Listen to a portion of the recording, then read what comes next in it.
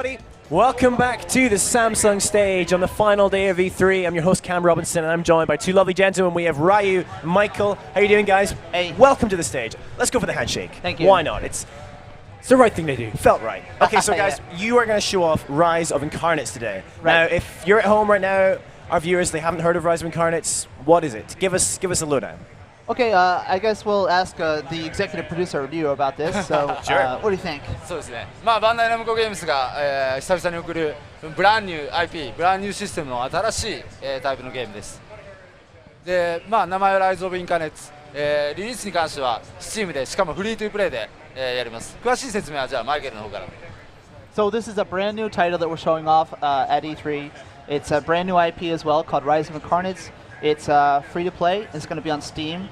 So Okay. the basic match format is 2-on-2, and it's got elements of both fighting and shooting kind of mixed into this hybrid action.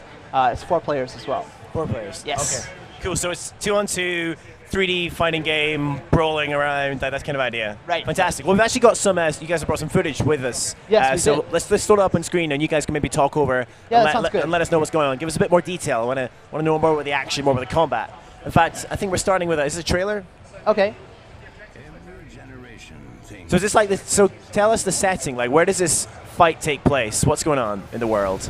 So what Apart this from trucks is exploding against buildings. this is actually the announcement trailer that we showed off last month. Okay. So this is taking place in New York. This is one particular stage that the players will see first.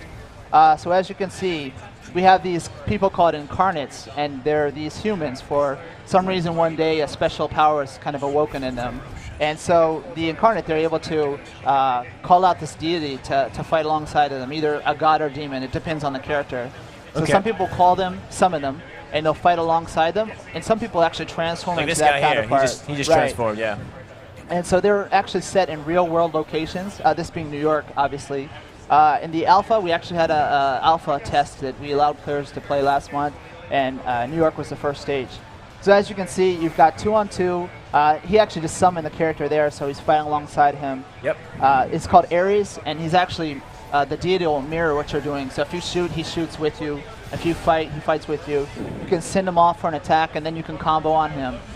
So each of these unique abilities, each character possesses something. The one you saw, Grim Reaper, at the end of the trailer, he's really Yeah. cool. A tricky character, he'll call forth these zombies. And you can send them to attack your enemy. Maybe they'll kind of hold them while you Okay. pound on them. You can shoot the zombies and make them bigger. So he has a lot of cool, tricky techniques.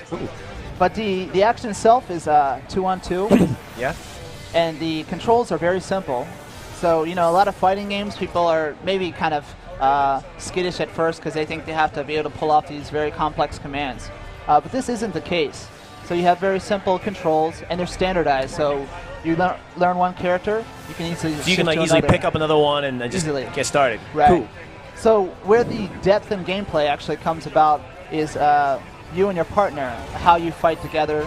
So you might want to kind of team up on your opponent and double team them. So can you do things like, I don't know, one person knocks them up in the air, another person juggles them with guns or that type of thing? Yeah. You All right. can. Cool. All right. Yeah. So with some of the melee attacks, for example, if you input forward in melee, you do this cool combo that most of them end in a launcher.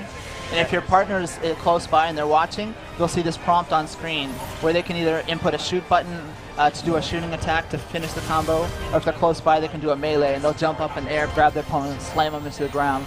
Those kind of cool things for spectacular damage. Gotcha, So it's gotcha. all about how you work together with your partner. So that character seemed to be like a giant walking robot thing. Right.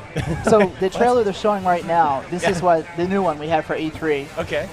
So we initially had 4 characters at the alpha build, and in this character you'll see 2, which are quite different from the other 4. Brynhilde, she's riding the motorcycle, very quick movement. Yeah. And then there's the Odin, who's riding the tank. Yeah. So he's kind of a little bit slower, but you see these missile attacks and such. And so you saw the laser, right, where we just destroyed the Arc de Triomphe, Yeah. which actually happens in-game. There's in-stage destruction. And that Okay. laser is an actual attack that he possesses. So you can see there's a lot of variety in the characters. You can choose the one that suits your playstyle. And so if we're a team, right, we're going to want to make a very compatible team. So maybe he'll pick Odin so he can attack from behind with massive shooting attacks. I'll pick maybe the blonde-haired guy, Mephistopheles, because he's very good at the close-in attacks. So I'll be on the front line, keeping them at bay while he pounds them from the rear. So there's different, not only who you choose, but how that works with the character that your partner's chosen as well. Fantastic. So that's kind of the essence of 2-on-2. So you said it's a free-to-play game coming to Steam. So how many characters are kind of available, without paying anything when it's free? And how do you go about unlocking them if you want to choose other characters? Well, currently, we've had 4 playable, and then the 2 characters we're showing now. We're still in alpha. We have a beta coming up soon. We haven't announced a date yet. So these are only the 6 that we've announced so far.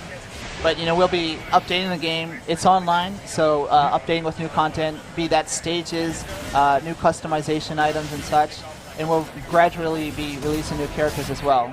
But what we can talk about at this point are those 6. Okay. And how much do you envisage it costing for a new character? Have you thought about costing yet? Do you have any ideas? Well, it's always a tricky one, I guess. As far as pricing goes, I guess monetization is one thing that a lot of people are worried about with a free-to-play game. Since this is a new IP, and it's a new playstyle for the West, this 2-on-2 concept, we wanted them to be able to play the game as much as possible. So there's no kind of stamina system or pay-to-play kind of stuff.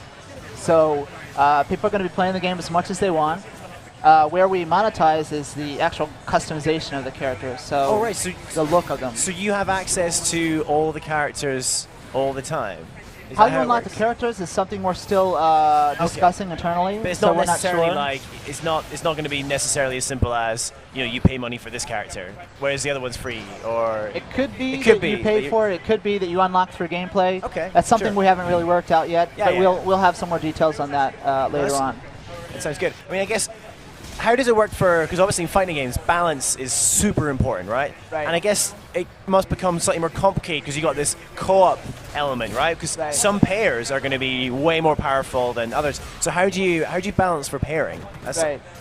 Actually, this is especially for Ryu. So I think because he's been working on the Gundam Versus series in Japan, キャラのバランスどうやってやるのかな、その組み合わせもあるだろうしって、ちょっと経験のある馬場さんに振ろうかと思って。いわゆる対戦格闘ゲームだとね、1対1の調整ですけれども、このゲームの場合2対2でやるので、さらにですね、コストシステム、ライフプール、チームライフプールという今回システムを取ってるんですけども、その、バランスでの調整であるとか、あとは組み合わせの妙ですよね、強いキャラクターとすごいコストの高いキャラ同士を組ませても勝てないですし、いかにバランスよくチームを組むかで相手に対してどう戦略を立てていくかというところも、このゲームの、バランスの難しいところなんですけど、逆に言うと深みであるとか面白みであると、ポイントなのかなというふうに思います。オンラインゲームなんで何かあったらそうですね。アップデートはどんどん上がっていくと思うので、必ず最適なバランスで、リリースするっていうことは、ユーザーの皆さんの方には約束したいなというふうに思ってます。So one thing that's kind of a staple of these 2-on-2 games, but the Western audience isn't very familiar with this genre yet. So you'll see these various characters, right? Like the female character Lilith. There's this team life pool that you share. So for a team, we have our own character's life gauge per se, and then we have a team life gauge. And is the team life gauge just the 2 characters' lives on your combined? Team, your particular team. So the way it works is if I'm playing as her, and I die because I run out of my character's health, I can still respawn as long as we still have some team life pool. Right, and so you can do that as many times as long as you have that team life pool still available. Gotcha. And the cost of the characters is different. So she's very quick, not very powerful attacks, but very quick and agile. And so you're going to be moving around and shooting while trying to grab your opponent for a powerful attack. But since she's not as strong, her cost is very low. And then the other character... When you say cost, you mean cost for like a respawn, you mean? Yeah, from the team life pool. Gotcha. And then when you have Arius, the guy who is summoning the god alongside him, he's got a lot of life, his attacks are powerful, so the cost of it is higher. So, right? So when you die with him, it takes a lot more of your team life pool. So what Ryu was just saying was one way we balance it is by how much the cost of the characters is set at. So obviously, like a fighting game, he was saying that their attacks, their life, how much movement and such range they have, all of that stuff is balanced. But on top of that, we kind of balance it with the cost as well. So we take these characters, and as you were saying, it depends on the pairing as well. We pair all these different characters to make sure that there's no like broken team or something like that. Yeah. And so that's what one of the main staples is, as he was saying. And also it's an online game, so if something occurs that we weren't foreseeing, we can address that as well. Yeah, you can update it and address balance issues like that. I mean, I Right. guess, and I'm sure as you add more characters, you're going to have to constantly rebalance. But that's Right. part of, I think it's like just part of nature of producing online games today. It's Right. but it's great, right? I mean, it means you Yeah. can constantly give us the best experience that you're trying to get, which is Right. pretty sweet. And now, if you're watching this at home, actually, and you've got some questions for Right. either Michael or Ryu, then the best thing to do would be to tweet at me, and that is at CamFrazRob. I got Twitter open right here in front of me, and I will throw the questions to these guys. So that's at CAM. In fact, it's coming up on screen. There it is, at CamFrazRob. And I will do my best to pass them along. So tell me about this character. So you So said this you've is- shown off, is it this 6 is- in total so far? So who's this Right. guy? You're seeing Mephistopheles. So we refer to them by their deity name. Okay. And the deities that they summon or transform into are taken from mythology from around the world. So, Mephistopheles, Lilith, Ares. You have all these different well-known deities. So he's your kind of average guy where, as far as cost goes, not too low, not too high. As such, his abilities are pretty much, the standard. He's almost kind of like a main character in the game as well. So as you see, he has all of them have shooting attacks and melee attacks, right? And depending on the character, for example, Ares is stronger at shooting attacks, where some characters are better at melee. He's kind of balanced between both. He can do both pretty well.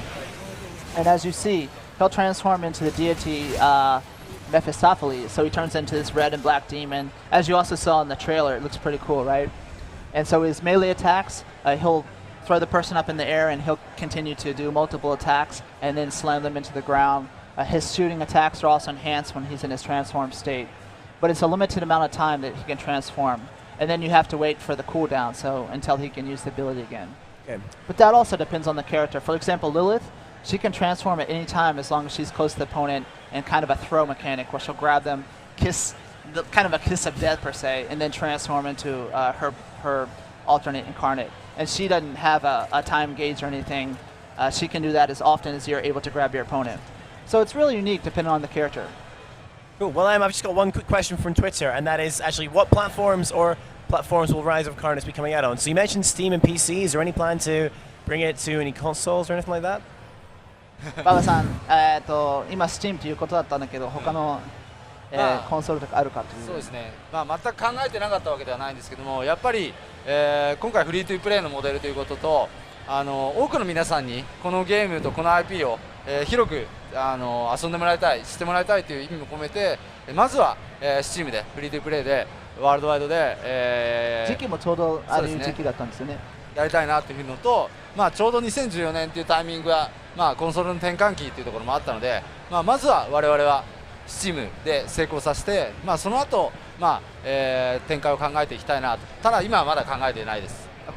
So basically, this 2-on-2 is kind of a well-known genre in Japan, but not so much in the West. And this paired with this all-new IP is something totally new to this audience, Yeah, right? absolutely. So we wanted to have as many people as possible and give it a try because we think pretty confident they'll like what they see. But to do that, that's why we chose Steam first, because the timing when the concept came up was right around the time when PS3 and 360 were, the market was pretty ripe, but we weren't seeing the next-gen consoles yet. So to reach a lot of gamers out there, we wanted to go to Steam and then free-to-play. So first, that's our objective, Yep. and we have a lot of exciting things to look forward to, and hopefully when we have a lot of people excited and playing the game and we have a good fan base out there, then if they're asking for something else, Yeah. it might be possible. But at the Cool. time, only So you Steam. kind of see how it goes on Steam and then see if you can bring it Exactly. elsewhere afterwards. Wonderful, guys. Right. Thank you so much for coming on stage and showing off Rise of Incarnates. It's been a pleasure. And Thank yeah, make sure you enjoy the rest of your E3. Now, if you're watching at home, don't go anywhere. We're going to cut away for just a few minutes, but then we're going to be back on stage. And Lisa Foyles, who's been all over E3, wandering around for GameSpot, chatting to loads of interesting people, she's going to be up on the stage having a chat with me. So we'll be back in just a few minutes.